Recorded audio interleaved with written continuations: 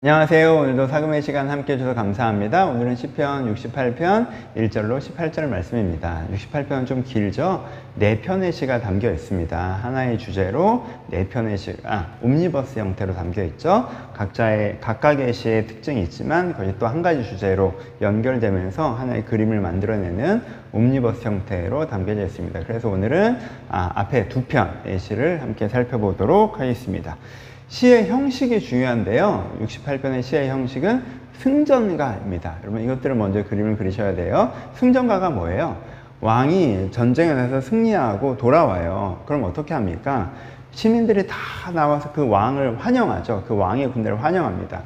그럼 중간에 퍼레이드처럼 왕이 행렬하고 그러면 시민들이 거기를 둘러싸서 와 이렇게 기뻐하고 왕을 노래하는, 이게 이제 이때에 불리워지는 노래, 이 장면을 기념하면서 쓰여지는 노래가 승전가죠. 그렇죠?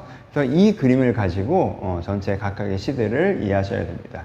왕이 승리하고 돌아오는 것을 바라보면서 부르는 노래, 그 장면을 기념하면서 부르는 4가지의 노래가 담겨 있다. 4편의 승전가가 담겨 있다 라고 생각하시면 됩니다. 그럼 첫 번째 시부터 살펴봅시다. 1절에서 6절이죠. 먼저 무엇을 노래하죠? 왕의 멋있는 승리를 노래하죠. 앞에 하나님께서 일어나시니 원수들이 흩어졌다. 주 앞에 모두 다 도망갔다.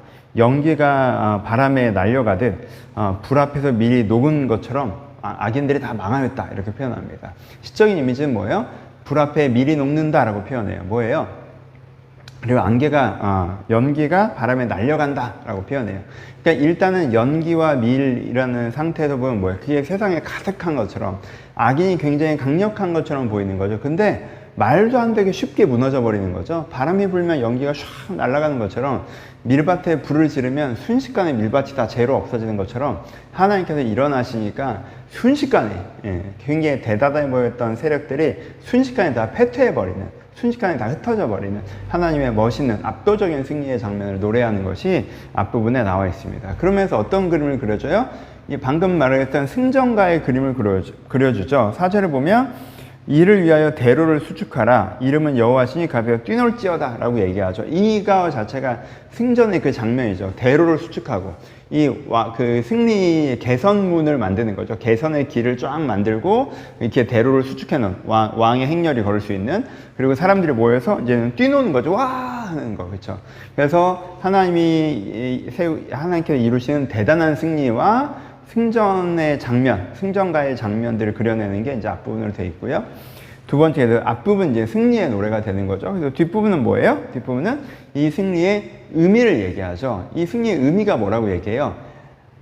선하고 약한 자를 악하고 강한 자들로부터 해방하는 것이 이 승리의 의미라고 얘기하죠. 또 고아의 아버지가 되신 것이고요. 과부의 재판장이 되신 것이고요. 고적한 자들에게 가족을 허락하신 것이고요. 갇힌 자들에게 형통을 허락하신 것이고요. 그리고 거역한 자를 메마른 땅으로 보내시는 것이 이 승리의 의미다라고 이야기합니다. 그래서 의인이 기뻐 뛰논다 라고 얘기하고요. 악인의 멸망이라고 표현하고 있죠. 악인의 멸망이라고 표현하고 있습니다. 그래서 이것이 뭐라는 거예요? 이 승리가 그냥 하나님이 제일 세서 이기는 거야가 아니라, 이 승리의 의미가 뭐예요? 선하고 약한 자들이 악하고 강한 자들에게 눌리고 있었는데 하나님께 이들을 깨트리셔서 이 선하고 약한 자를 회복하시는 것이다 라는 것을 노래하고 있습니다. 그렇죠? 그래서 승전가예요. 앞에 승리를 노래하고 그 승리의 의미를 얘기하는, 얼마나 멋있는 승리였는지 얘기하고, 이 승리가 가난한 자, 약한 자, 선하고 약한 자를 회복하는 승리였다는 그 승리의 의미를 설명한 것이 첫 번째 시입니다. 두 번째 시를 살펴보죠. 두 번째 시는 어떻게 되어 있습니까? 두 번째 시는 승리의 의미를 먼저 얘기합니다. 이 승리의 의미가 뭐라고 얘기해요? 언약을 성취하신 것이다 라고 이야기하고 있습니다. 보면 광야의 행진을 얘기하고요. 시내산의 임재를 얘기하고요. 흡족한 비를 내리시는 것을 얘기하죠. 그렇죠? 하나님께서 경고케 하신 것을 얘기해요. 여러분, 광야의 행진과 시내산의 임재를 얘기하면 우리가 출애굽 이후에 하나님께서 하셨던 놀라운 역사들을 떠올리게 되는 거잖아요. 그러니까 시인이 썼던 다윗 시대의 기준에서 보면 과거이고요. 성경책에 나와 있는 이야기들이에요. 하나님께서 이런 하나님이라고 우리가 이제 말씀을 통해서 배운 것들이죠. 근데 지금 어떻게 됐어요? 그 하나님이 과거의 하나님이 아니라, 성경책의 하나님이 아니라 그렇게 보이셨던 것을 오늘도 보이신 거죠. 난 이런 하나님이야. 너희가 믿으면 이런 나를 만날 수 있게 될 거야 라는 그 언약을 지금 성취하시는 것이 오늘의 승리의 의미다 라고 하는 것이 앞부분에 나와 있습니다. 그래서 승리의 의미를 먼저 설명하죠. 이 승리는 언약의 성취다 라고 얘기하는 거고요. 두 번째는 뭘 얘기해요? 여전히 이 두 번째는 승리를 노래하는 것입니다. 근데 앞의 승리보다 좀 더 확장적이죠. 본문에 보시면 하나님의 병거가 천천히고 만만이다라고 얘기하고요. 왕들을 흩어지면 눈이 흩날리는 것처럼 왕들이 흩어진다고 얘기하고요. 그들이 패퇴하고 나서 나약한 여인들이 하나님의 군대의 뒤를 따르면서 승리의 전리품들을 수고할 거라고 얘기하고요. 그러니까 왕들은 여호와를 시기하는 것보다 여호와를 경배하며 예물을 드리는 것이 더 좋은 선택이다라고 이야기하는 것이 나와 있습니다.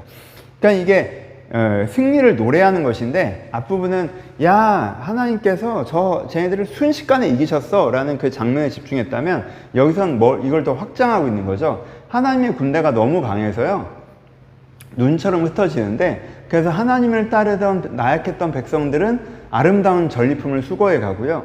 그러니까 다른 왕들은 이 승리를 보면서 하나님과 싸우면 안 되는 거구나 라고 오히려 하나님을 경배하고 따르려고 해야 된다. 그래서 이 승리의 영향력, 이 승리가 얼마나 대단한 승리였는지를 보여주는데 영향력의 측면에서 좀 더 확장적으로 그림을 그려주고 있는 것이 두 번째 시입니다. 그래서 여기도 여전히 순서가 좀 다르지만 승리의 노래를 부르고 승리의 의미를 이야기하는 구조로 되어 있습니다. 그렇죠? 적용해 보죠. 여기서 가장 중요한 적용은 뭐냐면요, 확신의 믿음이에요. 여러분 시제를 잘 보셔야 돼요. 보면 여호와께서 일어나시니 주 앞에서 도망가리이다 예요. 망하게 하소서예요.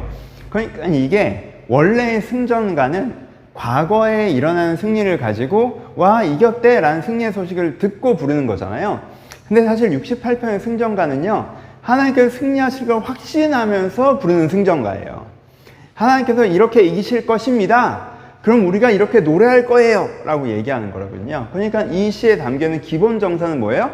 승리의 확신을 가지고 기도하는 거예요. 지금 하나님께서 언약을 반드시 성취하실 것입니다. 하나님께 분명히 약한 자들 구하실 것입니다. 하나님께 분명히 이렇게 멋있게 이기실 것입니다. 그래서 우리가 나약하지만 그 승리의 전리품을 누릴 것이고 지금 강해 보이는 자들은 사라질 것입니다 라고 확신 가운데, 그 소망의 확신 가운데 하는 기도가 오늘의 기도라는 거예요.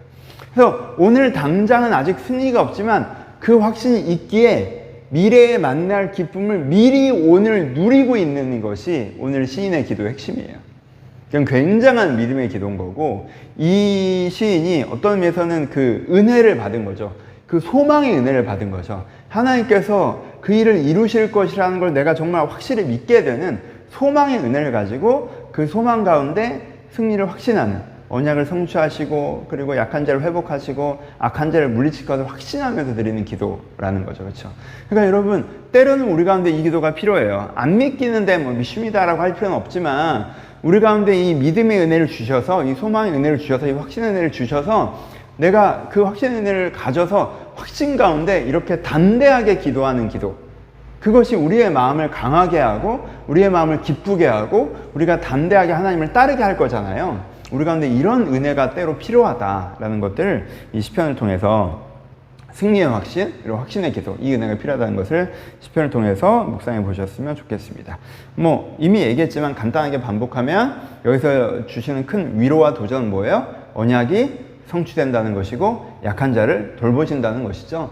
여러분 하나님께서 나에게 성경에 약속하셨던 게 나에게는 안 이루어진다라고 느끼십니까? 오늘 말씀을 통해서 다시 한번 언약이 성취됩니다. 하나님 내가 그것을 믿는 믿음을 주시고 나에게 확신의 은혜를 주셔서라고 얘기하셨으면 좋겠고, 여러분들이 선하고 약한 상태, 악하고 강한 상태에게 억압받는 상태인데 이 기간이 길어져서 하나님께서 나를 안 돌보시는 것 같습니까? 오늘 말씀 붙잡으시고 하나님 저에게 확신의 은혜를 주시옵소서, 하나님께서 분명히 나를 회복하실 것을 믿습니다 라는 기도도 드려보셨으면 좋겠습니다.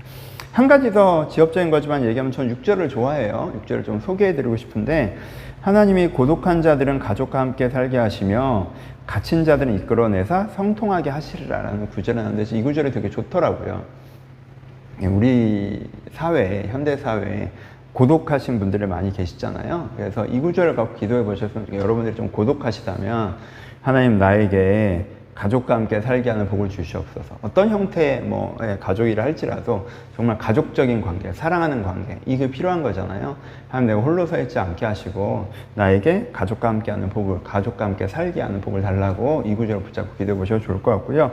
갇혀있는 분들도 계시죠. 이게 여러분들의 삶에 내가 지금 갇혔다라고 느껴질 때 있잖아요. 이 상황이 우리가 갇혀있다라고 느껴질 때가 있잖아요. 그런 분들도 이 구절을 가지고 갇힌 자를 이끌어내서 형통하게 하신다고 하셨는데, 하나님, 제가 지금 사실 갇혀있지 않는 것 같지만 이 상황에, 이 현실에 갇혀 있습니다. 하나님, 저를 이끌어내 형통하게 해주소서라고 이 구절을 가지고 한번 기도해 보시는 것도 좋지 않을까 생각합니다. 감사합니다.